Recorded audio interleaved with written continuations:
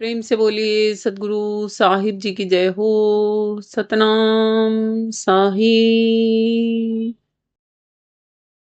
एक बारी एक राजा ने एक घोषणा करवा दी। क्या घोषणा करवाई? कि तेल से भरे हुए एक दीपक को हाथ में लेकर जो पूरे नगर का चक्कर लगाएगा उसे इनाम दिया जाएगा और एक भी तेल की बूंद धराधाम पर गिरनी नहीं चाहिए। बहुत सारे प्रतिभागियों ने प्रतियोगिता में भाग लिया तो राजा अब उन सबको देख रहा था और देखते देखते एक व्यक्ति ऐसा था कि जिसने यह काम करके दिखा दिया। जब वो सारा ये करके हट चुका था तो राजा ने उससे एक प्रश्न किया। इनाम देने से पहले राजा ने उससे पूछा कि क्या नगर की जो साज सजावट हमने की थी इस प्रतियोगिता के आयोजन में, क्या आपने वो देखी? तो वो प्रतिभागी जो था वो बोला कि नहीं, मैंने कोई साज सजावट नहीं देखी। तो राजा ने पूछा कि क्यों? तो उसने कहा, महाराज, मेरी आंखें और मेरा ध्यान पूर्ण रूप से इस तेल की बूंद पर था कि एक भी बूंद झलक ना जाए। मुझे नगर का तो कोई भान ही नहीं था कि नगर भी है। तो इस कहानी से हमें क्या समझ में आता है कि हमारा ध्यान भी इतना एकाग्रचित होना चाहिए कि जब आप अपने गुरु का ज्ञान सुन रहे हो, अपने गुरु के सानिध्य में हो, या फिर आप घर में भी रह के प्रभु की आराधना कर रहे हो, प्रभु का ध्यान सुमरण कर रहे हो, तो आपके सामने कोई बैठा है, आप क्या कर रहे हो, आपकी आपकी वो भी सुध बुध हो जानी चाहिए। आप परमात्मा मई हो जाने चाहिए उस समय पे। कबीर साहिब जी अन्य श्रीवाणी में समझाते हैं, कबीरा मनुआ एक है, जहां इच्छा तहां जाए। कबीरा मनुआ एक है, जहां इच्छा तहां जाए, चाहे तो हरि भक्ति करे और चाहे विषय ही कमाए। चाहे तो हरि भक्ति करे और चाहे विषय कमाए।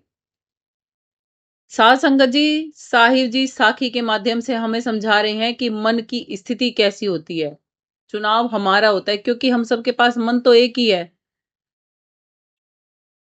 कई सारे मन थोड़ा ना है कि हम एक मन परमात्मा में लगा दें, एक मन हम संसार में लगा दें। ऐसे कई मन है क्या हमारे पास? नहीं है ना। कहते हैं जो मन की ऊर्जा होती है ना, उसे अगर सुनिश्चित करके अपनी इच्छा अनुसार आप परमात्मा में लगा दोगे तो वो परमात्मा की प्राप्ति करा देगी। बिल्कुल वैसे ही जैसे कामी का ध्यान दिन रैन उसका चित्त हटता ही नहीं था कामिनी से, वैसे ही आप जब परमात्मा में अपने चित्त को पूर्ण रूप से जोड़ देंगे तो आपको प्रभु परमात्मा की भी प्राप्ति हो जाएगी। एक कामी पुरुष, वह उसके पास भी एक ही मन है, वह पूर्ण रूप से उस मन को संसार के विषयों में लगा देता है। और हम चाहें तो हम उसे संसार के विषयों में भी लगा सकते हैं और प्रभु भक्ति में भी लगा सकते हैं। जब हम इन बेशकीमती मन को विषयों में लगा देते हैं तो संसार के विषय क्या होते हैं? माया, ईर्ष्या, क्रोध, कामनाएं, इच्छाएं तृप्ति नहीं होती जिनकी, और वहीं पर ही कमाने में ही उनको हम सारा जीवन गवा देते हैं।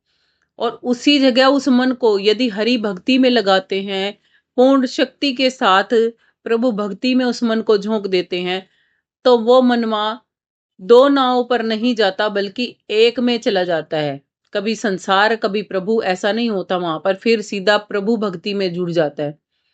और संसार हमेशा हमें डुबा देता है और परमात्मा का नाम हमेशा हमें भवसागर से पार कर देता है।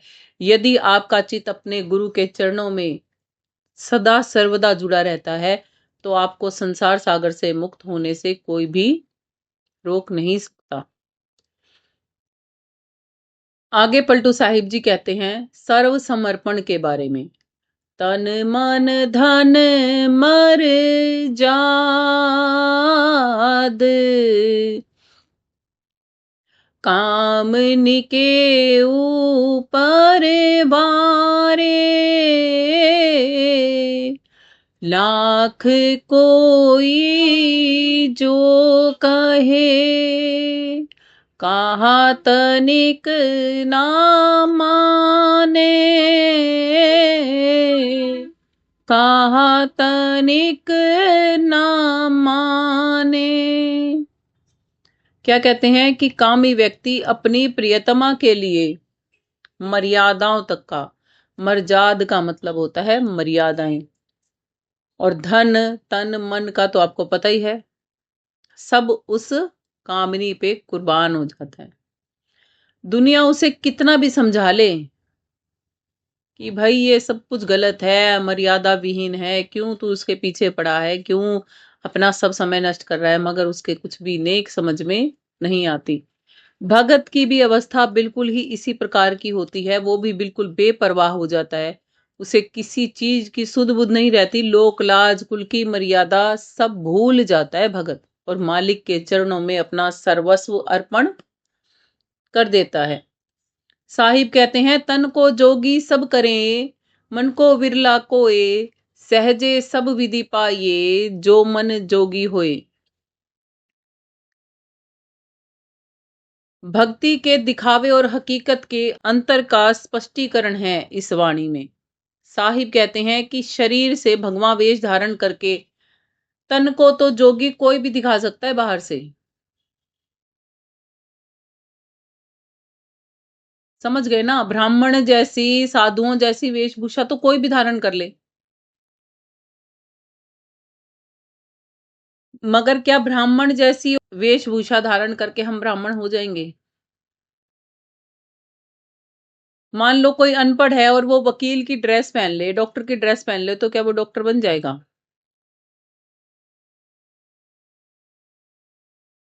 आगे ना समझ में क्या कहना चाहते। साहिब कहते हैं बाहरी वेशभूषा से कुछ नहीं होता। इसीलिए साहिब की एक और वाणी है, उसमें भी वो यही कहते हैं कि वेश देख मत भूलिए, पूछ लीजिए ज्ञान, मोल करो तलवार का, पड़ी रहने दो बयान।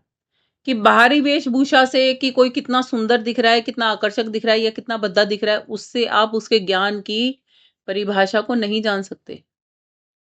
अब ये लगा लो, मैं आपको साधारण कपड़े पहन के अगर सत्संग सुनाऊंगी तब भी सत्संग ही है, अगर मैं फैंसी कोई ड्रेस पहन के सत्संग सुनाऊंगी तो क्या वो सत्संग नहीं है? तब भी वो सत्संग ही है। अगर मैं चेहरे को आकर्षित बना के सत्संग सुनाऊंगी तब क्या सत्संग नहीं है? तब भी सत्संग है। अगर मैं सिंपल बैठ जाऊंगी तो सत्संग सुनाने के लिए, तब क्या वो सत्संग सत्संग नहीं है? भी सत्संग है। मेन सार क्या है इनमें सब में? सत्य का संग मेन सार है, उसमें वेशभूषा अच्छी हो या बुरी हो उसका तो कोई औचित्य है ही नहीं। कोई साज श्रृंगार करके बैठ जाए तब भी कोई अस्तित्व उसका बदलता नहीं, और कोई बिना साज श्रृंगार करे बैठ जाए तब भी नहीं बदलता, नहीं बदलता ना कुछ भी। तो ये चीज समझने की है। और अगर किसी को सत्य का संग करना ही ना आता हो, उसको साज श्रृंगार करके अगर स्टेज पे बिठा दोगे तो क्या वो सत्संग सुना देगा? अब वहीं उसको बिना साज श्रृंगार के बस स्टेज पे बिठाया हो, तब क्या वो सत्संग सुना देगा अगर उसको नहीं आता तो? उसको वेशभूषा गुरुजनों जैसी बिना के बिठा दो, तब क्या वो सत्संग सुना देगा अगर नहीं सुनाना आता तो?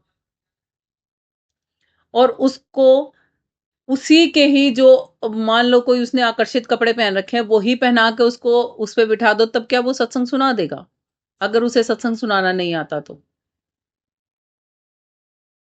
क्या मेन है उसमें? ज्ञान मेन है, सत्संग सुनाने की कला है भी या नहीं वो मायने रखती है। ऐसे ही साहिब कहते हैं भक्ति की भी एक कला होती है, भगत की भी अपनी एक कला होती है, प्रेमी का भी एक अपना प्रेम होता है ना। जैसे प्रेमी कुछ नहीं देखता, अपना सर्वस्व लुटा देता है, उसको कोई कितना भी कहो, उसको ये सुध नहीं रहती। अब हीर रांझा के किस्से को ही ले लो, लैला मजनू के किस्से को ले लो, आप देख लो, एक कैसे रहता था और एक महलों में रहता था, तो एक गलियों में भिखारियों की तरह फटे हाल। तो क्या उनका प्रेम एक दूसरे के प्रति कम था? नहीं था ना। लैला मजनू में क्या था? लैला महलों में रहती थी और मजनू सड़कों की खाक छानता था, तो क्या उनमें प्रेम नहीं था? भावार्थ समझने की यहां पर कोशिश करो। यहां पर इसीलिए बताया जा रहा है कि वेशभूषा या बाहरी आडंबर आपकी भक्ति को सिद्ध नहीं करते। अभी कोई रोज अगर मंदिर में लोटे उठा के जाता है, या रोज कोई कहता है हमारी कुल देवी है, हम वहां जा रहे हैं, तो वहां जाने मात्र से आपकी भक्ति नहीं होगी। भक्ति कहाँ से होती है? अंदर से होती है। जब आपके अंदर वास्तव में ही आपकी कुल देवी वास करेगी ना, तो आप सभी आपके कुल में आई हुई स्त्रियां और कुल में जन्मी हुई स्त्रियों का सम्मान स्वतः ही करोगे, उनका अपमान करोगे ही नहीं, उनको अपशब्द बोलोगे ही नहीं। ये कुल देवी की पूजा होती है। और कुल देव की पूजा क्या होती है? कुल देव की भी पूजा इसी प्रकार होती है। जो आपके कुल में जन्मे हैं, जिनके कुलों में आप रहने गई हो, उनके कुलों का अपमान ना करो, उन लोगों का अपमान ना करो जिनके साथ आप रह रहे हो। तो वो है, बाहरी आडंबर से कुछ नहीं होगा। इसीलिए मालिक ने पहले ही बताया कि माला हाथ में फेर फेर के नाम रटने से, किसी सगे संबंधी को याद करते हो तब माला रट रट के याद करते हो क्या? तो भगवान के लिए क्यों आडंबर बना रखा है? भगवान तुम्हारा अपना नहीं है क्या?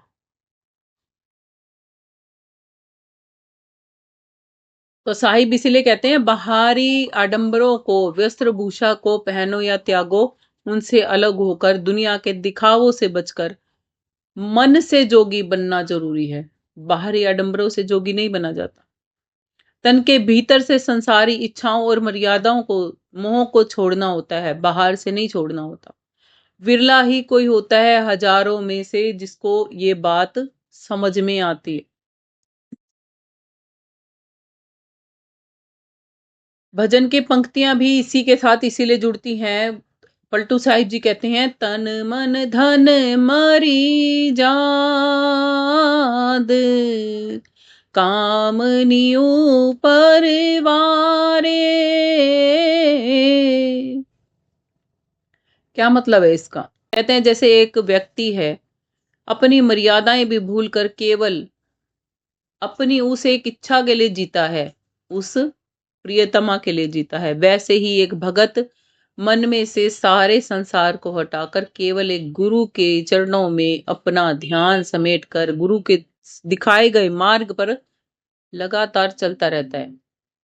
फिर गुरु के पास रहे या दूर, गुरु तो उसके हृदय में ही बस चुका होता है। यदि मन को जोगी करना है तो सहज से होगा, आसानी से होगा। बड़ी मुश्किल से वो काम नहीं, जो काम बड़ी मुश्किलों से हो रहा है ना, वो काम काम ही नहीं है, क्योंकि उसमें हमारा मन लगा हुआ ही नहीं है। जो काम बड़ी मुश्किलों से होता है ना, जो जिस काम में हमें दर्द मिलता है, वो उस काम में हमारा चित नहीं होता। ध्यान करोगे तो आप, कभी कभी क्या होता है, हमारा खाना बनाने का मन नहीं होता, फिर भी बनाना होता है। हम क्या करते हैं, ये और धंधा पीटना पड़ेगा, होता है ना ऐसे कभी कभी। तो उस समय क्या होता है, हमारा मन नहीं होता ना। अब कभी कभी हमारा साधना या भक्ति करने का भी मन नहीं होता, तो क्या होता है, ये गुरु ने और काम लगा रखा है, ये और करना पड़ेगा। बैठ जा, थोड़ी देर तो बैठना ही पड़ेगा, जब क्या रखा है तो उस समय क्या है, ध्यान दोगे ना उस समय, तो मन आपका वहां पर नहीं है। जहां मन मन के अंदर तो एक अपने आप से ये आता है कि नहीं मैं बैठ जाऊं, मैं भक्ति करूं, नहीं मैं ये काम कर दूं, फटाफट फटाफट होते हैं फिर उस टाइम काम। जब मन हमारा साथ देता है ना, तो वो काम बड़ी जल्दी जल्दी बनते हैं। मन की वेग पता है कितनी है? एक पल में ही ब्रह्मांड के एक छोर से ब्रह्मांड के दूसरे छोर तक लेकर जा सकता है मन। एक पल में ही उत्तर से पूर्व, पूर्व से पश्चिम, पश्चिम से दक्षिण लेकर जा सकता है मन। एक पल में ही राजा और एक पल में ही रंक बना सकता है मन।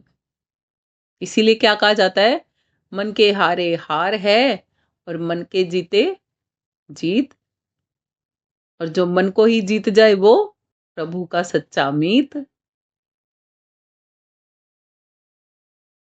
तो इसीलिए कहा जाता है कि आराम से परमात्मा को पाया जा सकता है, बस मन को लगा लो। बाहरी कपड़ों का त्याग करने से मन अंदर से भटकना बंद नहीं होता। हमारी बाहरी वेशभूषा हम बदल भी लेना, अक्सर मैंने देखा है सत्संगों में सत्संगियों की ड्रेसेस लगा दी जाती है। अब बाहर से तो ड्रेसेस लगा दी, अंदर से क्या उनके मन को बदल दिया? इस वेशभूषा बदलने से ज्ञान की तुलना नहीं हो सकती, नहीं हो सकती, नहीं हो सकती। इसीलिए कहा जाता है परमात्मा को पाने का रास्ता बड़ा सरल है, मगर हमने ही उसे जटिल बना रखा है।